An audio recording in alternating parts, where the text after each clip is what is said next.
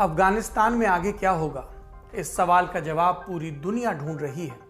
तालिबान के कब्जे के बाद से काबुल नदी में बहुत पानी उतर आया है। अफगानिस्तान की तस्वीर अचानक से बदली बदली दिखने लगी है। जिस प्रेसिडेंशियल पैलेस से लोकतांत्रिक सरकार चलती थी, वो बंदूकधारियों की रिहाइश बन चुका है।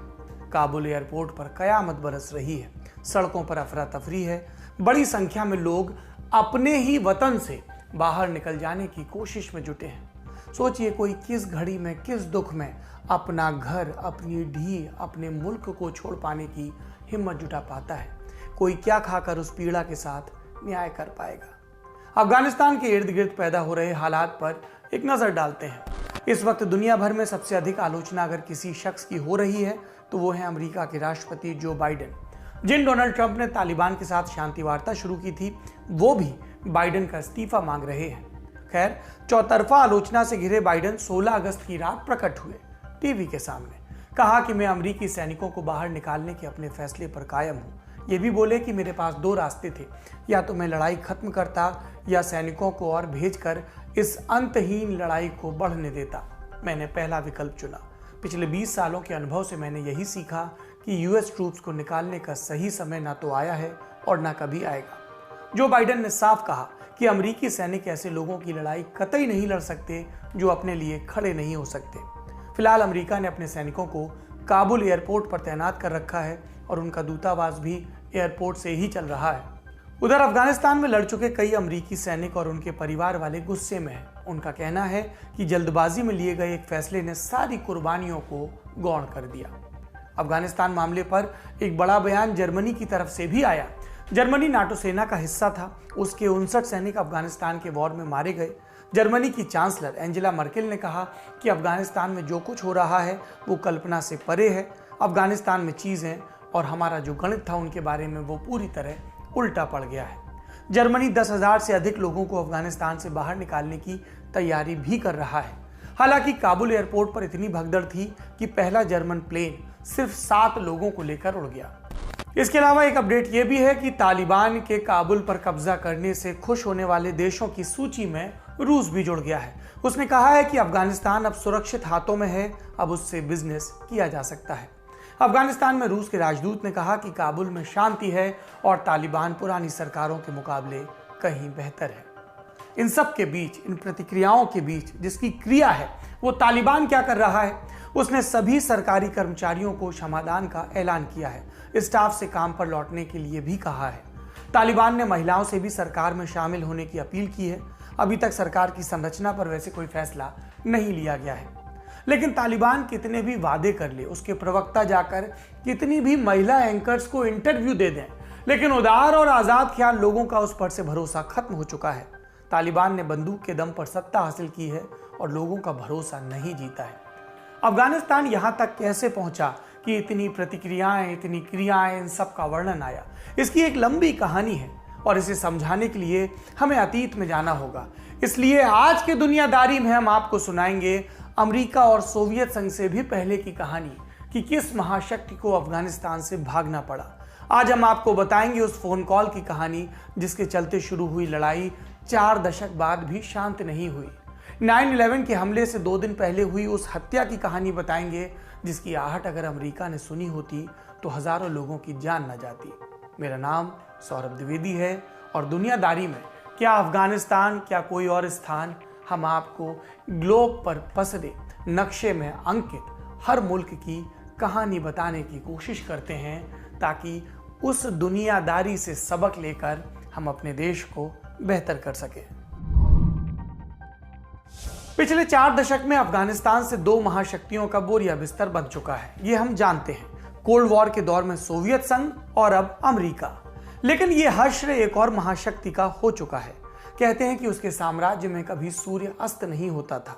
जी, हम बात कर रहे हैं द ग्रेट ब्रिटेन की। दूसरे विश्व युद्ध से पहले तक ब्रिटेन का दबदबा लगभग पूरी दुनिया पर था और उसी दबदबे वाले दौर में ब्रिटेन 3 बार अफगानिस्तान में परास्त हुआ था। पहला किस्सा साल 1838 का है। उस वक्त अफगानिस्तान पर दोस्त मोहम्मद खान का शासन चल रहा था। अफगानिस्तान ब्रिटिश और रूसी साम्राज्य के बीच पिस भी रहा था। ब्रिटेन को डर था कि अगर यहां रूस आ गया तो भारत में ब्रिटेन का शासन कमजोर पड़ सकता है। इसलिए वो चाहता था कि काबुल की गद्दी पर उसकी कठपुतली सरकार बैठे। लेकिन दोस्त मोहम्मद खान से ब्रिटेन को ऐसी उम्मीद नहीं थी। इसलिए ब्रिटेन ने अफगानिस्तान पर हमला करने का फैसला किया। क्योंकि उस वक्त अफगानिस्तान अलग अलग कबीलों में बटा था, कोई संगठित होकर लड़ने के लिए तैयार नहीं था, इसलिए शुरुआती दौर में ब्रिटिश आर्मी को कोई खास टक्कर नहीं मिली। अप्रैल 1839 तक ब्रिटेन ने अफगानिस्तान में बढ़त बना ली। दोस्त मोहम्मद काबुल छोड़कर भाग गया और बाद में उसे गिरफ्तार कर भारत लाया गया। इसके बाद ब्रिटेन ने काबुल की गद्दी पर शाह शुजा को बिठाया। शाह शुजा आधुनिक अफगानिस्तान के संस्थापक अहमद शाह दुर्रानी का पोता था। इस उपलब्धि से अफगान कबीलों को कोई खास फर्क नहीं पड़ा। उन्हें अपनी धरती पर विदेशी शासन की उपस्थिति और गद्दी पर कठपुतली सरकार रास नहीं आई। ऐसे में 1841 में यानी जंग शुरू होने के 3 बरस के भीतर कबीलों ने ब्रिटिश राज पर हमला शुरू कर दिया। ब्रिटेन ने बहुत कोशिश की, कबीलों में फूट डालने की साजिश भी रची, लेकिन दाल नहीं गली और थक हार कर ब्रिटेन ने अफगानिस्तान से निकलने के लिए समझौता किया। सर विलियम हे मैकनाथन अफगानिस्तान में ब्रिटेन के पॉलिटिकल एजेंट थे।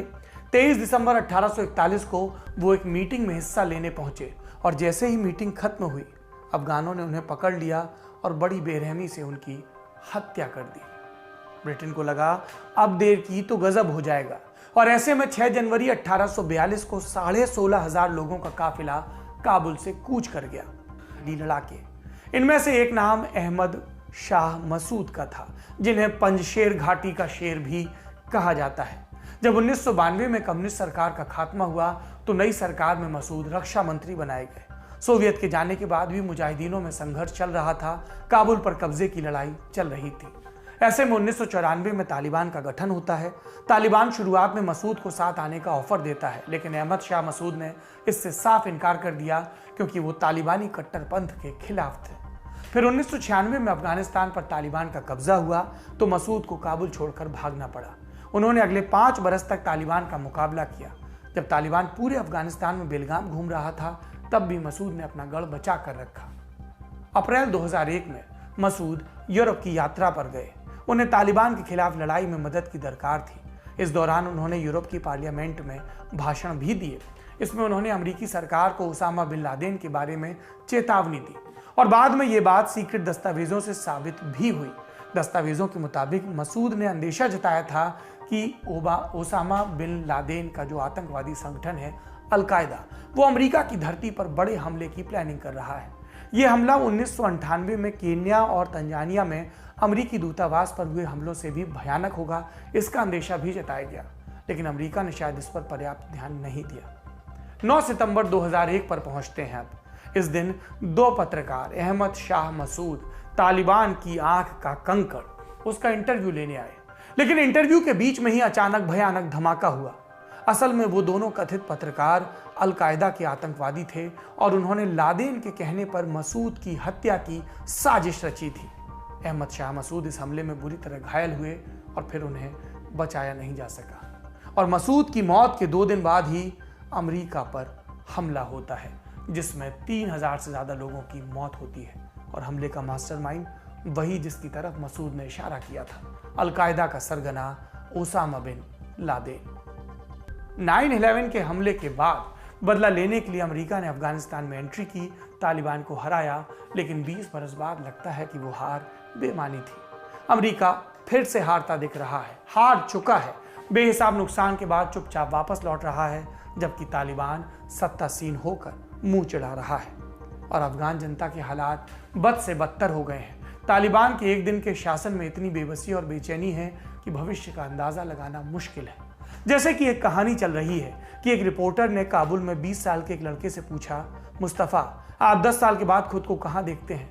मुस्तफ़ा ने भावशून्य होकर जवाब दिया, उस समय 30 साल का मुस्तफ़ा कब्र में सो रहा होगा। ये है अफगान नागरिकों का ख्वाब, ये है अफगान नागरिकों की अपने ख्वाब को लेकर, भविष्य को लेकर आशंकाएं। कहने को कुछ नहीं बचा है। तो आगे क्या रास्ता है? क्या लोगों को इसी तरह बेसहारा छोड़ दिया जाएगा?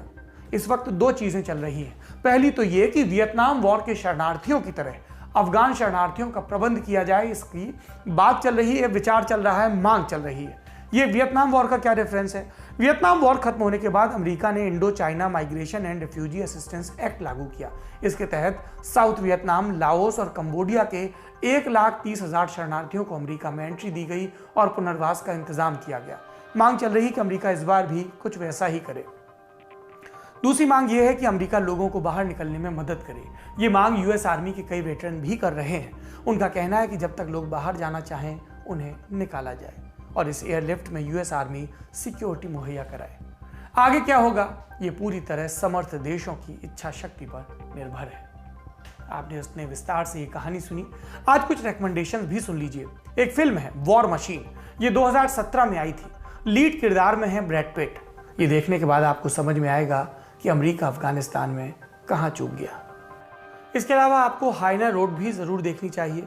डॉक्यूमेंट्री की बात करें तो अगर आप अफगानिस्तान में सोवियत संघ के हमले की बारीकियां समझना चाहते हैं तो अफगानिस्तान 1979 देख सकते हैं। इसके अलावा एक डॉक्यूमेंट्री है बीबीसी की, अफगानिस्तान द ग्रेट गेम। ये भी 2 पार्ट में है और यूट्यूब पर भी उपलब्ध है।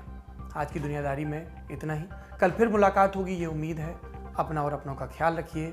शुक्रिया, शुभ रात्रि। एक और जानकारी, अगर आपकी तालिबान में दिलचस्पी है, अफगानिस्तान में हो रही घटनाओं में दिलचस्पी है और इसकी इंडिया एंगल में दिलचस्पी है तो आप लल्लन टॉप शो भी ज़रूर देखिए, क्योंकि आजकल हम दुनियादारी और लल्लन टॉप शो दोनों में ही इस विषय पर विस्तार से बात कर रहे हैं।